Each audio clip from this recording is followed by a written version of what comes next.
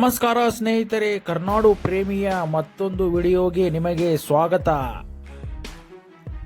ಹರ್ಷೇಂದ್ರ ಕುಮಾರ್ ಜೈನ್ ಇವರು ಧರ್ಮಸ್ಥಳದ ಚಾಣಕ್ಯ ಎಂದೇ ಪ್ರಸಿದ್ಧಿಯಾಗಿದ್ದು, ಇವರು ಧರ್ಮಸ್ಥಳದ ವೀರೇಂದ್ರ ಹೆಗ್ಗಡೆಯವರ ಎರಡನೆಯ ಕಿರಿಯ ಸಹೋದರ ಆಗಿದ್ದು, ತಂದೆ ರತ್ನವರ್ಮ ಹೆಗಡೆ, ತಾಯಿ ರತ್ನಮ್ಮ ಹೆಗಡೆಯವರ ಮೂರನೆಯ ಪುತ್ರರಾಗಿದ್ದಾರೆ.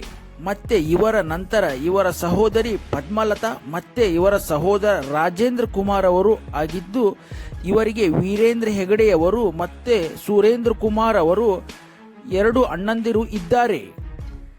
ಮತ್ತೆ ಈ ಹರ್ಷೇಂದ್ರ ಕುಮಾರ್ ಜೈನ್ ಅವರ ಬಗ್ಗೆ ನೋಡುವುದಾದರೆ, ಇವರು 1953ರ ಅಕ್ಟೋಬರ್ 1ರಂದು ಧರ್ಮಸ್ಥಳದಲ್ಲಿ ಜನಿಸಿದರು. ಇವರು ಬೆಂಗಳೂರು ವಿಶ್ವವಿದ್ಯಾಲಯದಿಂದ BA ಪದವಿಯನ್ನು ಪಡೆದಿದ್ದಾರೆ.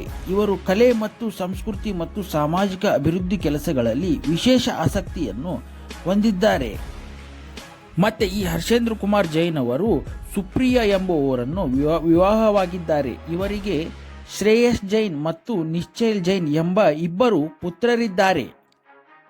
ಮತ್ತೆ ಈ ಹರ್ಷೇಂದ್ರ ಕುಮಾರ್ ಜೈನ್ ಅವರ ಪ್ರಮುಖ ಪಾತ್ರಗಳು ಮತ್ತು ಜವಾಬ್ದಾರಿಗಳು ಧರ್ಮಸ್ಥಳದಲ್ಲಿ ಏನೆಂದು ನೋಡುವುದಾದರೆ, ಹರ್ಷೇಂದ್ರ ಕುಮಾರ್ ಜೈನ್ ಅವರು ಶ್ರೀ ಧರ್ಮಸ್ಥಳ ಕ್ಷೇತ್ರದ ಆಡಳಿತಾತ್ಮಕ ಉಸ್ತುವಾರಿಯನ್ನು ನಿರ್ವಹಿಸುತ್ತಾರೆ. ದೇವಸ್ಥಾನದ ಭೋಜನ ಶಾಲೆ, ಅತಿಥಿ ಗೃಹಗಳ ನಿರ್ವಹಣೆ ಮತ್ತು ದೇವಸ್ಥಾನಕ್ಕೆ ಬರುವ ಸಾವಿರಾರು ಭಕ್ತರ ಸೌಕರ್ಯಗಳ ಉಸ್ತುವಾರಿ ಈ ಹರ್ಷೇಂದ್ರ ಜೈನ್ ಅವರ ಹೆಗಲ ಮೇಲಿದೆ ಎಂದು ಹೇಳಬಹುದು. ಶ್ರೀ ಕ್ಷೇತ್ರ ಧರ್ಮಸ್ಥಳದಲ್ಲಿ ನಡೆಯುವ ಅನ್ನದಾನ ಮತ್ತು ಅದರಲ್ಲಿ ಹರ್ಷೇಂದ್ರ ಕುಮಾರ್ ಅವರ ಪಾತ್ರ ಏನಿದೆ ಎಂದು ನೋಡುವುದಾದರೆ, ಶ್ರೀ ಕ್ಷೇತ್ರ ಧರ್ಮಸ್ಥಳವು ಅನ್ನದಾನಕ್ಕೆ ಹೆಸರುವಾಸಿಯಾದ ಕ್ಷೇತ್ರವಾಗಿದೆ. ಇಲ್ಲಿನ ಅನ್ನಪೂರ್ಣ ಭೋಜನ ಶಾಲೆಯಲ್ಲಿ ಪ್ರತಿದಿನ ಸುಮಾರು 30,000ದಿಂದ 70,000 ಭಕ್ತಾದಿಗಳಿಗೆ ಉಚಿತವಾಗಿ ಶುಚಿಯಾದ ಮತ್ತು ಪೌಷ್ಟಿಕವಾದ ಅನ್ನಪ್ರಸಾದವನ್ನು ನೀಡಲಾಗುತ್ತದೆ. ಹರ್ಷೇಂದ್ರ ಕುಮಾರ್ ಅವರು ಧರ್ಮಾಧಿಕಾರಿ ಡಾಕ್ಟರ್ ವೀರೇಂದ್ರ ಹೆಗ್ಗಡೆಯವರ ಸಹೋದರರಾದ ಹರ್ಷೇಂದ್ರ ಕುಮಾರ್ ಅವರು ಕ್ಷೇತ್ರದ ಕಾರ್ಯಕಾರಿ ಸಂಯೋಜಕರಾಗಿ ಕಾರ್ಯನಿರ್ವಹಿಸುತ್ತಿದ್ದು, ಇವರು ಧರ್ಮಸ್ಥಳದ ಅನ್ನಪೂರ್ಣ ಭೋಜನ ಶಾಲೆ, ವಸತಿ ನಿಲಯಗಳು ಮತ್ತು ಇತರ ಆಡಳಿತಾತ್ಮಕ ಚಟುವಟಿಕೆಗಳ ಉಸ್ತುವಾರಿಯನ್ನು ನೋಡಿಕೊಳ್ಳುತ್ತಾರೆ. ಇತ್ತೀಚೆಗೆ 2024 ನವೆಂಬರ್ರಂದು ಅನ್ನಪೂರ್ಣ ಭೋಜನ ಶಾಲೆಯ ಮೊದಲ ಮಹಡಿಯನ್ನು ಕಂಚಿಶ್ರೀಗಳಿಂದ ಉದ್ಘಾಟಿಸಲಾಯಿತು. ಮತ್ತೆ ಧರ್ಮಸ್ಥಳದಲ್ಲಿ ಅನ್ನದಾನ ಸಮಯವು ಬೆಳಿಗ್ಗೆ 11ರಿಂದ 3:30ರವರೆಗೆ ಮತ್ತೆ ರಾತ್ರಿ 7ರಿಂದ 10 ಗಂಟೆಯವರೆಗೆ ಅನ್ನಪ್ರಸಾದದ ವ್ಯವಸ್ಥೆಯು ಇರುತ್ತದೆ.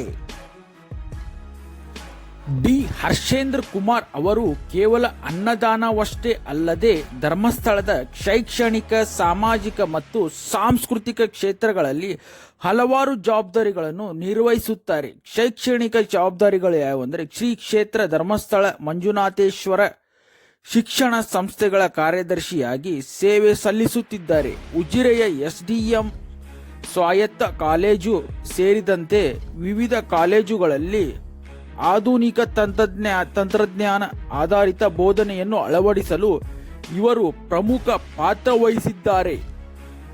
ಗ್ರಾಮೀಣಾಭಿವೃದ್ಧಿ ಯೋಜನೆ, ಶ್ರೀ ಕ್ಷೇತ್ರ ಧರ್ಮಸ್ಥಳ ಗ್ರಾಮಾಭಿವೃದ್ಧಿ ಯೋಜನೆಯ ಟ್ರಸ್ಟಿಯಾಗಿ ಸ್ವಯಂ ಉದ್ಯೋಗ ತರಬೇತಿ ಸಂಸ್ಥೆಗಳ ಉಸ್ತುವಾರಿಯನ್ನು ಹರ್ಷೇಂದ್ರ ಕುಮಾರ್ ಅವರೇ ಸ್ವತಃ ನೋಡಿಕೊಳ್ಳುತ್ತಾರೆ. ಇಷ್ಟೇ ಅಲ್ಲದೆ ಹರ್ಷೇಂದ್ರ ಕುಮಾರ್ ಅವರು ಶ್ರೀ ಕ್ಷೇತ್ರ ಧರ್ಮಸ್ಥಳ ಮಂಜುನಾಥೇಶ್ವರ ಕೃಪಾಪೋಷಿತ ಯಕ್ಷಗಾನ ಮಂಡಳಿ ಮತ್ತು ಯಕ್ಷಗಾನ ತರಬೇತಿ ಕೇಂದ್ರದ ನಿರ್ದೇಶಕರಾಗಿ ಕಾರ್ಯನಿರ್ವಹಿಸುತ್ತಿದ್ದಾರೆ. ಅಲ್ಲದೆ ಧರ್ಮಸ್ಥಳದ ಪ್ರಸಿದ್ಧ ಮಂಜೂಷಾ ವಸ್ತು ಸಂಗ್ರಹಾಲಯದ ನಿರ್ವಹಣೆಯಲ್ಲೂ ಇವರು ತೊಡಗಿಸಿಕೊಂಡಿದ್ದಾರೆ. ಆರೋಗ್ಯ ಸೇವೆ, ಹರ್ಷೇಂದ್ರ ಕುಮಾರ್ ಅವರು ಶಾಂತಿವನ ಟ್ರಸ್ಟ್, SDM ಪ್ರಕೃತಿ ಚಿಕಿತ್ಸೆ ಮತ್ತು ಯೋಗ ವಿಜ್ಞಾನ ಕಾಲೇಜು ಹಾಗೂ ಉಡುಪಿಯ SDM ಆಯುರ್ವೇದ ಕಾಲೇಜಿನ ಆಡಳಿತಾತ್ಮಕ ಮಂಡಳಿಯ ಸದಸ್ಯರೂ ಆಗಿದ್ದಾರೆ. ಇವರು ಹಿಂದೆ ಕರ್ನಾಟಕ ಬ್ಯಾಂಕಿನಲ್ಲಿ ಸ್ವತಂತ್ರ ನಿರ್ದೇಶಕರಾಗಿ ಅಂದರೆ ಇಂಡಿಪೆಂಡೆಂಟ್ ಡೈರೆಕ್ಟರ್ ಆಗಿ ಸುದೀರ್ಘ ಕಾಲ ಸೇವೆ ಸಲ್ಲಿಸಿದ್ದಾರೆ. ಮತ್ತೆ ಇವರು ಹರ್ಷೇಂದ್ರ ಕುಮಾರ್ ಜೈನ್ ಅವರು ಭೂ ಮಂಜೂರಾತಿ ರದ್ದು 2025 ಫೆಬ್ರವರಿ 2025ರಲ್ಲಿ ಕರ್ನಾಟಕದ ನ್ಯಾಯಾಲಯವು ಹರ್ಷೇಂದ್ರ ಕುಮಾರ್ ಅವರಿಗೆ ಮಂಜೂರು ಮಾಡಲಾಗಿದ್ದ 7.59 ಅಂದರೆ 7.59 ಎಕರೆ ಭೂಮಿಯನ್ನು ರದ್ದುಗೊಳಿಸಿದೆ. ಈ ಭೂಮಿಯು ಮಂಜೂರಾತಿಯ ನಿಯಮಗಳನ್ನು ಉಲ್ಲಂಘಿಸಿತ್ತು ಎಂಬ ಕಾರಣಕ್ಕಾಗಿ ನ್ಯಾಯಾಲಯವು ಈ ತೀರ್ಪು ನೀಡಿ ಭೂಮಿಯನ್ನು ವಾಪಸ್ ಪಡೆಯುವಂತೆ ಸರ್ಕಾರಕ್ಕೆ ಸೂಚಿಸಿದೆ.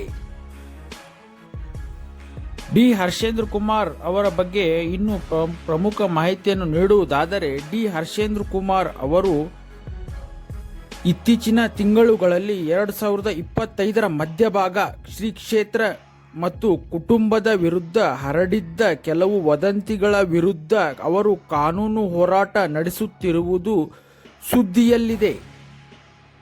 ಒಟ್ಟಿನಲ್ಲಿ ಡಿ ಹರ್ಷೇಂದ್ರ ಕುಮಾರ್ ಅವರ ಬಗ್ಗೆ ಹೇಳುವುದಾದರೆ, ಇವರು ಶ್ರೀ ಕ್ಷೇತ್ರ ಧರ್ಮಸ್ಥಳದಲ್ಲಿ ಬಂದ ಭಕ್ತರಿಗೆ ಎಲ್ಲ ವ್ಯವಸ್ಥೆ ಮತ್ತು ಆಡಳಿತಾತ್ಮಕ ಚಟುವಟಿಕೆಗಳ ಬಗ್ಗೆ ಇವರೇ ಮೇಲುಸ್ತುವಾರಿಯನ್ನು ವಹಿಸಿದ್ದು, ಧರ್ಮಸ್ಥಳದ ಧರ್ಮಾಧಿಕಾರಿ ವೀರೇಂದ್ರ ಹೆಗ್ಗಡೆ ಅವರಿಗೆ ಗಂಡು ಮಕ್ಕಳು ಇಲ್ಲದ ಕಾರಣ ವೀರೇಂದ್ರ ಹೆಗ್ಗಡೆ ಅವರ ನಂತರ ಡಿ ಹರ್ಷೇಂದ್ರ ಕುಮಾರ್ ಅವರೇ ಧರ್ಮಾಧಿಕಾರಿಗಳಾಗುವ ಸಾಧ್ಯತೆಗಳಿವೆ ಎನ್ನಬಹುದು.